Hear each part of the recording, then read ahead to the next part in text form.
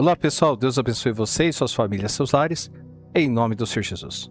Pessoal, estamos aqui para mais um momento de reflexão dentro da Palavra de Deus e já quero agradecer a todos aí que estão nos ajudando na interatividade do canal, compartilhando para que essa mensagem, para que esse momento de aprendizado entre eu e você não fique só entre nós, mas que venha alcançar mais pessoas. Então que Deus abençoe você que está sendo um canal, uma ferramenta de Deus e nos ajudando a propagar essas reflexões, que não são minhas, são reflexões dentro da Palavra de Deus, tá bom? Que Deus abençoe vocês em nome do Senhor Jesus.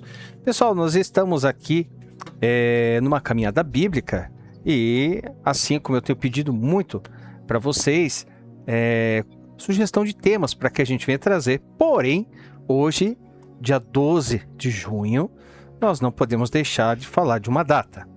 Hoje, muitos casais estão postando várias mensagens do Dia dos Namorados e tudo mais, coisa linda e tal. Mas será que nós podemos aprender com a Palavra de Deus sobre essa data? Será? Então vamos dar uma olhada dentro da Palavra de Deus, o que nós podemos aprender sobre isso.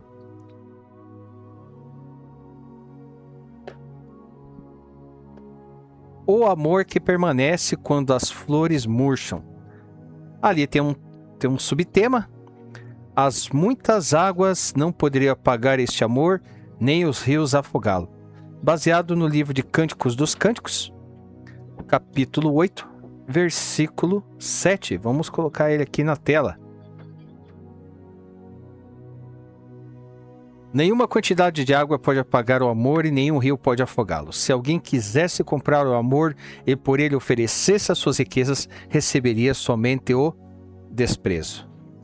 Então assim, pessoal, no Dia dos Namorados, o mundo celebra sentimentos, a Bíblia, ela celebra alianças, sentimentos mudam, emoções oscilam, aparência, ela envelhece, circunstâncias se transformam.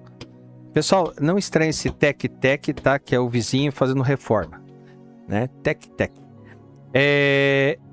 Mas o amor verdadeiro, quando fundamentado em Deus, permanece firme, mesmo quando tudo ao redor muda. Então vamos lá. Primeiro ponto, primeiro tópico. O verdadeiro amor não nasce no coração do homem, mas em Deus. E para isso nós vamos lá na primeira epístola de João, capítulo 4, versículo 8, que diz assim, ó: quem não ama não o conhece, pois Deus é amor, Então, a Bíblia não diz apenas que Deus ama, ela diz que Deus é amor. Então, o amor verdadeiro não foi inventado pelos poetas, pelos filmes ou pelas músicas românticas. A sua origem está no próprio caráter de Deus. Exegeticamente falando, no grego, a palavra utilizada é aian, ou seja, amor ágape. Amor ágape. Significa amor sacrificial, voluntário e comprometido. Não é um amor baseado em interesse, não é um amor baseado apenas em atração, não é um amor condicionado, é o mesmo amor que levou Cristo à cruz. Se formos fazer uma aplicação dentro disso, muitos casamentos fracassam porque foram construídos sobre beleza, emoção, afinidade e conveniência. É aquele que você olha assim e fala, puxa, é de aparência. Nossa, deve ser um casal maravilhoso, nossa, deve ser muito feliz, mas é aquela coisa assim, só quem está dentro de quatro paredes sabe realmente o que acontece. Então, muitos casamentos fracassam por causa disso, porque são construídos dentro desses, dei 4 exemplos aqui, beleza, emoção, afinidade e conveniência. Mas relacionamentos duradouros são construídos sobre o amor que procede de Deus. Ou seja, quando Deus é removido da equação, o relacionamento passa a depender apenas das emoções humanas. E emoções mudam. Hoje você pensa de um jeito, daqui 3 meses, 1 ano, você começa a pensar diferente. Segundo ponto, o amor bíblico é uma decisão antes de ser um sentimento. Aí nós vamos ali para o livro de Efésios. Livro de Efésios, capítulo 5, versículo 25. Diz assim, ó: marido, ame a sua esposa assim como Cristo amou a igreja e deu a sua vida por ela. Então, observamos aqui o que Paulo não diz. Ele não está dizendo. Ele não está dizendo, ame sua esposa quando sentir vontade. Ele dá uma ordem. Ame sua esposa assim como Cristo amou a igreja e deu a sua vida por ela. Exegeticamente falando, a palavra amai, ou ame aqui, né? É novamente a palavra agapão, que trata-se de uma ação contínua, uma escolha diária, um compromisso permanente. Cristo não amou a igreja porque ela era perfeita. Cristo amou a igreja para torná-la melhor. E se formos aplicar dentro dessa ótica, o amor bíblico diz: eu escolho permanecer, eu escolho perdoar, eu escolho cuidar, eu escolho servir. O mundo não, o mundo ensina outra história. O mundo ensina, se não estou feliz, vou embora. Cristo ensina, eu permaneço porque fiz uma aliança. Terceiro ponto, o maior exemplo de amor é Cristo. E nós vamos lá para o livro de Romanos. Livro de Romanos, capítulo 5, versículo 8, que diz assim, ó: mas Deus nos mostrou o quanto nos ama. Cristo morreu por nós quando ainda vivíamos no pecado. Então, nenhum namoro, nenhum casamento, nenhuma história romântica jamais poderá ser compreendida sem olhar primeiro para a cruz. Exegeticamente falando, a palavra prova vem do grego sinístesin, que significa demonstrar, evidenciar publicamente. Então, Deus não apenas falou que amava, Ele demonstrou. E se formos fazer uma aplicação dentro disso, o amor verdadeiro não vive apenas de palavras. Ele aparece nas atitudes, no cuidado diário, na paciência, no perdão, na proteção e na renúncia. Quem ama, demonstra. Quarto ponto. O amor verdadeiro suporta as tempestades. Aí aqui nós vamos voltar, né? Vamos voltar aqui pro o nosso tema, que está lá em Cânticos dos Cânticos. Cânticos dos Cânticos, capítulo 8, versículo 7, né? Que diz: então, nenhuma quantidade de água, vamos repetir aqui para ficar fácil o entendimento. Nenhuma quantidade de água pode apagar o amor, nem um rio pode afogá-lo. Se alguém quisesse comprar o amor e por ele oferecesse as suas riquezas, receberia somente o desprezo. Então vamos lá. Exegeticamente, as muitas águas aqui representam o quê? Adversidades, dificuldades, crises, o que todos têm. Todos. E o escritor aqui ele afirma que o amor genuíno ele sobrevive às enchentes da vida. Então, todos os relacionamentos vão enfrentar problema financeiro, doença, conflito, decepções, lutas espirituais. E a questão não é se virão as tempestades, não é essa a questão. A questão é sobre qual fundamento o relacionamento foi construído. Se formos aplicar dentro dessa ótica aqui, relacionamentos construídos apenas na paixão quebram quando chegam as dificuldades.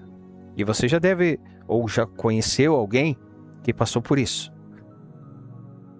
Relacionamentos construídos em Cristo resistem, porque Cristo permanece quando tudo ou mais falha. Quinto ponto, o casamento é uma imagem do Evangelho. O casamento é uma imagem do Evangelho. Vamos lá para o livro de Efésios, capítulo 5, do versículo 31 e 32, que diz assim, ó: como dizem as Escrituras Sagradas, é por isso que o homem deixa o seu pai e sua mãe para se unir com sua esposa, e os dois se tornam uma pessoa. há uma verdade imensa revelada nessa passagem das Escrituras. E eu entendo que ela está falando a respeito de Cristo e da igreja. Então aqui Paulo revela algo extraordinário. O casamento não existe apenas para fazer pessoas felizes. Ele existe para revelar Cristo ao mundo também. Se formos fazer uma exegese aqui desse ponto, a palavra mistério no original, mysterion, ela refere-se a uma verdade anteriormente oculta, agora revelada. Então o casamento foi criado para quê? Para refletir a relação entre Cristo e sua igreja. Igreja, corpo de Cristo, organicamente falando, tá? Se formos fazer uma aplicação dentro disso aqui, então, quando o marido ama a sua esposa, quando uma esposa honra seu marido, quando ambos permanecem fiéis, o mundo vê uma pequena representação do amor de Cristo. Ok? E chegando na conclusão de tudo isso, o que nós podemos dizer? Nesse Dia dos Namorados, não só nesse, como os outros que vão vir, né? É que não precisa também ser do Dia dos Namorados para acontecer todas essas coisas também, né? Mas nesse Dia dos Namorados, muitos trocaram presentes, estão trocando presente, muitos trocaram flores, muitos trocaram mensagens. Aí tem uma questão. Seu relacionamento está firmado apenas em sentimento ou está firmado em Cristo? Porque assim, as flores elas murcham, os presentes envelhecem, a beleza passa, os sentimentos oscilam, mas o amor que nasce em Deus permanece. Porque o mesmo Cristo que sustenta a igreja é capaz de sustentar um namoro e um casamento até o fim. Mas tem que estar alicerçado nisso. Tem que estar alicerçado nisso, né? E aqui, pessoal, nós temos até um apelo aqui, ó. Talvez hoje você esteja ao lado da pessoa que ama. Então, se você está do lado da pessoa que você ama, segura sua mão, olha nos olhos e agradeça a Deus pela vida dela. E faça uma oração simples. Por exemplo, Senhor, que o nosso amor não seja apenas um sentimento passageiro, mas uma aliança fortalecida pelo Teu amor até o dia que estivermos diante de Ti. Porque como nós lemos aqui, dois unidos, dois juntos em Cristo, unidos, se tornam um. E para finalizar aqui, vamos lá para o livro de Coríntios. 1 Coríntios, capítulo 13, versículo 13. Que diz assim: portanto, agora existem essas três coisas, a fé, a esperança e o amor. Porém, a maior delas é o amor. Ok? É isso, bem instrutivo, né? Faz a gente fazer um paralelo, né? Porque não existe amor mais verdadeiro do que o de Cristo pelos seus. É um amor ágape, incondicional. É um amor que não busca interesses, assim como diz lá em 1 Coríntios, né? Capítulo 13, que fala do amor. Você pode fazer o que for, você pode, ter toda a capacidade de falar as línguas dos anjos e tantas coisas mais, fazer milagres, mas se você não tiver amor, de nada adianta, porque a maior delas é o amor. Então não importa, fé é importante, mas é esperança, mas o maior delas é o amor, ok? Falou contigo? Falou? Ok, então eu peço muito a vocês, se você foi edificado com essa mensagem, se ela tocou no seu coração, nos ajude a compartilhar para que mais pessoas venham ser alcançadas, né? Esse conteúdo, e se esse conteúdo tem sido bênção para você, nos ajude a alcançar mais vidas, que pessoas venham ser alcançadas por cada momento de reflexão que nós aprendemos, que nós temos oportunidade de aprender aqui no nosso canal, tá bom? Pessoal, então é isso, né? Quando Cristo é o centro, as outras coisas, elas se tornam mais alicerçadas, porque a coluna, ela não se move, que é Cristo.